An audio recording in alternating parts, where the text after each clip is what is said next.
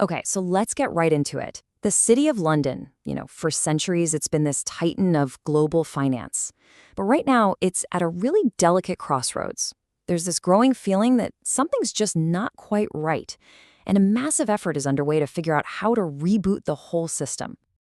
And if you want to understand the scale of the problem, well, it really comes down to this one stark number. Since 1997, the number of companies listed on the UK's public stock exchanges has been cut in half. I mean, think about that.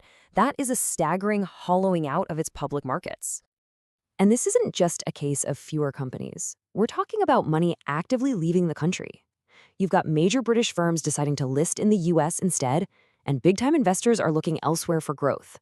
It's a serious capital outflow problem. So what is really going on here? What's driving this decline? Let's take a closer look at the symptoms that have so many people worried that this financial giant might actually be starting to fade. A huge piece of the puzzle comes down to what the UK market is actually made of. It's really dominated by what people call the old economy. Mining, oil, banking. But meanwhile, all the excitement, all the buzz from investors is around the new economy. We're talking tech, AI, biosciences, and that's what's absolutely booming over in the United States. And wow, this chart right here, it just perfectly illustrates the result of that dynamic. While the US market has seen this incredible, explosive growth over the last decade, the UK's mean index has been, well, pretty flat in comparison. The kind of returns that get global money really excited just haven't been there. But to find the real root cause, the deep-seated reason for all this, we have to look past the stock market.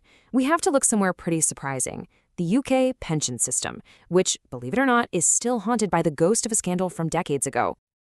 So the story traces all the way back to the 1990s. The media mogul Robert Maxwell was found to have basically stolen from his employees' pension funds. It was a massive scandal. So regulators, quite rightly, stepped in to protect savers.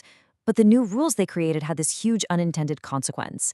They accidentally created a culture of extreme caution, pushing all that pension money away from company stocks and into the perceived safety of government bonds. And this is what that looks like today. Now, get this. The UK has the world's second largest pool of pension assets. That's a massive pile of potential investment capital. But that capital just isn't making its way into its own home market. As you can see, a typical fund is stuffed with bonds, with just a tiny sliver going to British companies. The whole culture of investing in equities has just been lost. And here's the crucial point. This is a uniquely British problem. I mean, it doesn't happen anywhere else. Every other major economy in the world has pension funds that are naturally invested in their own homegrown companies. The UK is the only one where this giant pool of capital is actually underweight its own country's businesses. It's wild. And as you can probably guess, this has a massive knock-on effect. This lack of available cash for growth creates a huge problem for the country's most innovative, exciting new companies.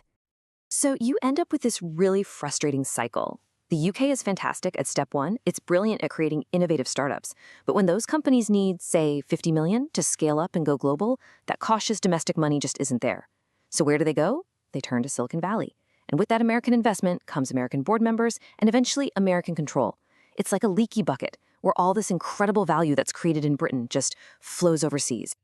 And all this has sparked a very real fear that the UK is becoming an incubator economy, a place that's great at planting the seeds of innovation, but when those trees finally grow and bear fruit, someone else gets to come in and do the harvesting. Now, the good news here is that this problem is now so obvious, so widely recognized, that there's a rare political consensus on fixing it. There's a really wide-ranging plan in motion now to try and reboot this entire system from the ground up. And this isn't about one single magic bullet. It's a whole suite of reforms. The government is modernizing old financial regulations. They're trying to merge millions of tiny, separate pension pots into bigger, more powerful funds that can make more sophisticated investments. And they're changing the rules to make it more attractive for exciting companies to list in London. And what's so fascinating is who is driving all this change. It's this unique mix. You've got the city's old guard, the pinstripe suits, in the same room as a new generation of tech entrepreneurs, the leather jackets, all trying to crack the same code and get that capital flowing again. So where is all of this supposed to lead? What's the ultimate ambition here? And maybe more importantly, just how big is the mountain that Britain actually needs to climb?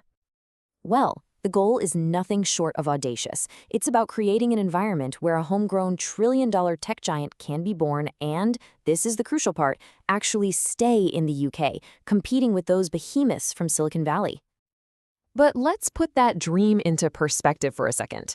Right now, the entire FTSE 100, that's all of Britain's top 100 public companies, all of them combined, is worth less than a single American company, like Apple. That really shows you the immense scale of this challenge. Because ultimately, changing the rules and the regulations, that's the easy part. The real challenge here is much, much deeper. It's about shifting a national mindset, a culture that for decades has been trained to prioritize safety above all else. And whether you can really reverse that, well, that is the real trillion-dollar question.